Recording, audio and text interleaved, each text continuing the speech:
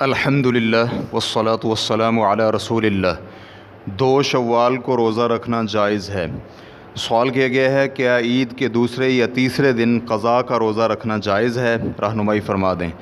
الجواب بعون الوہاب۔ عید الفطر صرف ایک دن ہے جو 1 شوال ہے، لیکن لوگوں میں جو یہ معروف ہو چکا ہے کہ عید الفطر 3 دن ہوتی ہے، صرف لوگوں میں ہی یہ معروف ہے، جس پر کسی بھی قسم کا شرعی حکم منطبق نہیں ہوتا۔ امام بخاری رحمہ اللہ کہتے ہیں عید الفطر کے دن روزہ رکھنے کا باب۔ پھر اس کے بعد انہوں نے ابو سعید خدری رضی اللہ عنہ سے حدیث بیان کی ہے کہ نبی علیہ الصلاۃ نے عید الفطر اور عید الاضحیٰ کے دن روزہ رکھنے سے منع فرمایا۔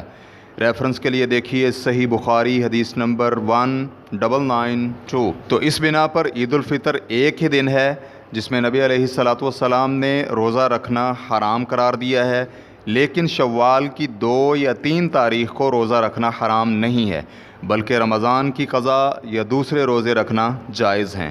واللہ تعالی اعلم۔ اسلام QA ریکارڈنگز مؤسسۃ الشیخ محمد صالح المنجد، المملکۃ العربیۃ السعودیہ، فتویٰ نمبر 38355۔ والسلام علیکم ورحمۃ اللہ وبرکاتہ۔